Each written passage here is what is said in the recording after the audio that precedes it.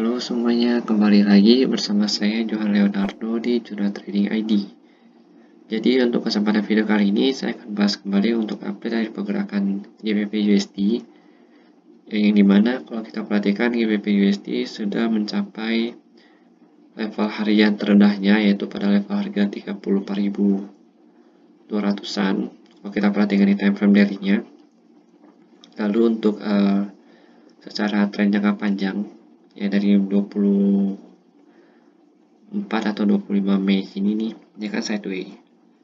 Lalu pada saat sideways dia langsung turun kembali ke bawah dan membentuk tren turun. Nah, jadi si garis orange ini ya itu melambangkan bahwa si GBP USD secara jangka panjangnya itu sedang turun dan memang masih belum bisa membuat higher high yang baru ketika kita melihat di channel daily-nya.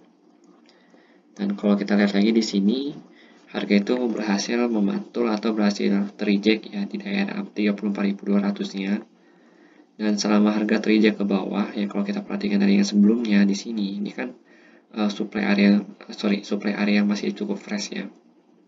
Nah, karena supply area yang masih cukup fresh, jadi harga itu cenderung akan terreject ke atas kembali dan menandakan bahwa GBP USD untuk minggu depan itu akan cenderung untuk naik kembali ke atas, baru dia turun lagi ke bawah. Karena memang range hariannya itu yang support terendahnya itu ada di level ini, di 34.200-an. Jadi kalau kita perhatikan secara time frame daily-nya dia sedang downtrend. Lalu kita perhatikan kembali di time frame 4 jam. Ya, pada time frame 4 jam kita pindah ke tab yang ini. Di sini saya sudah buat analisanya. Nah, pada time frame 4 jam ini kalau kita perhatikan harga itu sudah mulai memantul ke atas. Ya, di sini harga sudah mulai memantul ke atas dan ada rejection di daerah ini. Kalau kita gambar supply demand areanya itu ada di level harga 34.239 sampai dengan 34.444. Jadi ini untuk area demand-nya. Nanti akan kita pakai di time frame 1 jam. Lalu kalau kita perhatikan lagi di sini, ya di sini itu kan terbentuk pada tanggal 29 September ya. Ini ada 29 September, harga itu menyentuh area sini kembali atau di harga 34.200. Lalu pada saat harga menyentuh ini, kalau kita perhatikan harga itu cenderung untuk naik kembali ke atas. Ya. Cenderung untuk naik kembali ke atas ya. Makanya karena ini juga masih bagus ya, dan juga masih fresh untuk area demand-nya, kita bisa manfaatkan ini untuk melakukan aksi buy.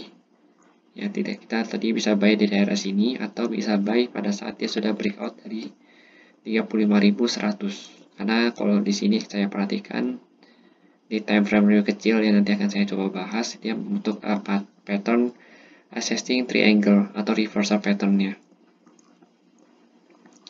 Lalu di sini kita lihat lagi ya, secara jangka panjang setiap harga menyentuh area garis kuning ini ya, ini kan area ini kan ada garis kuning nih ya, setiap harga menyentuh garis kuning ini cenderung untuk langsung terreject ke bawah dan membuat lower low yang baru.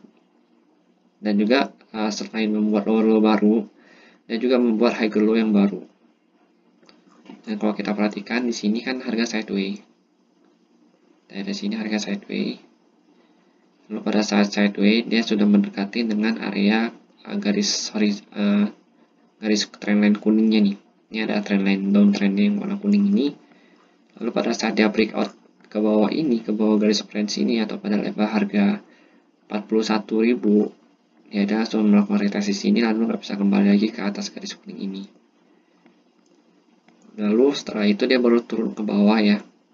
Ini di level harga 36.000 pas di sini. Karena kalau kita perhatikan di harga 36.000 ini ada 2 kali rejection. Harga dimana ketika mencapai area ini langsung naik kembali ke atas mendekati si trendline kuningnya ini. Sama halnya dengan ini, pada saat dia berada di bawah, nah ini kalau kita perhatikan dia juga langsung naik ke atas lagi mendekati trendline kuningnya. Nah, ketika dia sudah coba untuk bertahan di ini menjadi daily supportnya dia 36.000, dan pada saat itu dia breakout sama dia di tanggal 28 September. Pada saat breakout dia membentuk lower low yang ini atau low yang baru di sini di 34.200-an. Jadi ketika dia membentuk lower low di sini, harga itu agak susah untuk naik ke sini. Kalau kita perhatikan, dia butuh beberapa hari untuk naik ya. Di sini mulai dari tanggal 4 Oktober dia sudah menyentuh kembali 36.000-nya. Lalu baru bisa benar-benar tembus itu ada di tanggal 13 Oktober. Jadi udah hampir 1 minggu lebih baru bisa ditembus di 36.000 ini. Makanya kalau kita perhatikan, ketika harga sudah berada di bawah ini, di bawah garis kuning ini, maka untuk menembus kembali ke atas 36.000 ini akan agak susah. Ya, karena kan kalau di sini kita perhatikan dia butuh waktu 1 minggu untuk bisa nembus di range area ini. Yang ini ya, dia butuh waktu hampir 1 minggu lebih untuk menembus ini. Makanya ini juga ketika dia sudah berada di bawah, kemungkinan besar akan agak susah untuk menembus di 36.000-nya ini. Karena 36.000 ini, kalau yang kita lihat tadi, itu adalah support hariannya dia. Lalu kalau kita lihat di sini di time frame 1 jam. Nah, di time frame 1 jam ini si GBP USD sedang membentuk ascending triangle pattern ya. Jadi ini adalah pattern reversal. Dan tadi juga saya sudah coba untuk share ke grup Telegram mengenai pattern ini ya, tentang GBP USD. Jadi kalau misalkan kalian mau lebih cepat dapat update-nya, karena kan kalau YouTube kan saya update setiap malam. Sedangkan kalau untuk di Telegram, saya update sesuai dengan perkembangan harga yang sedang terjadi. Jadi kalau misalkan kalian mau join ke channel Telegram United ID, linknya ada di deskripsi video. Lalu kalau kita lanjut lagi ya, kita lanjut lagi di sini. Saat ini harga itu masih belum bisa menembus 35.100. Ya, jadi kalau kita perhatikan dari 4 November sampai 5 November harga itu cenderung bertahan di area 35.100 ini. Lalu pada tanggal 5 November turun kembali ke bawah pada saat momen NFP. Ya, mau momen NFP dia turun kembali ke bawah di level harga ini 34.239 sampai 34.440.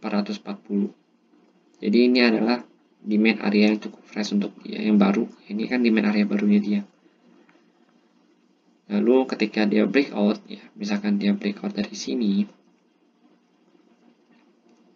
target dia itu ada di 36.000 garis putih ini. Yang ini. Nah, ini adalah target dia di 36.000. Karena kan kalau di sini kita nggak melihat ada resisten ya. Mungkin kalau di time frame lebih kecil itu akan terlihat resistennya, cuma kalau misalkan kita pakai time frame lebih kecil nanti akan terpecah-pecah untuk konfirmasinya. Jadi lebih baik kita fokus ke satu time frame aja. Kalau kita perhatikan di sini, mungkin harga itu akan terreject sedikit di daerah sini, di area 35.500-nya ya.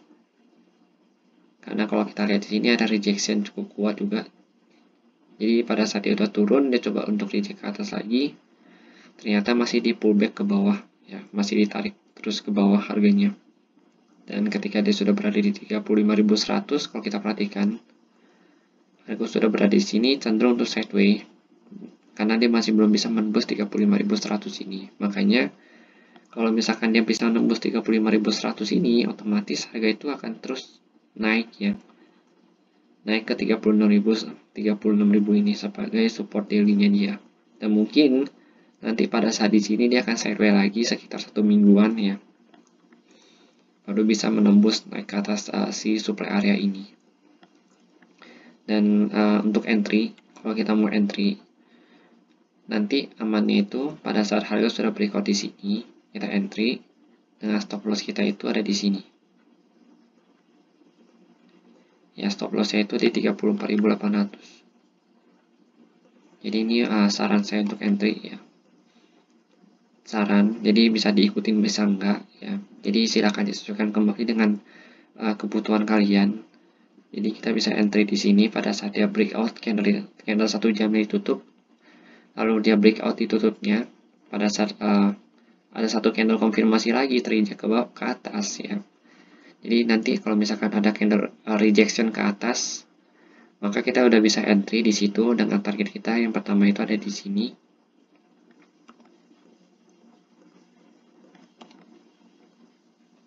$35.100-an, 35.500-an.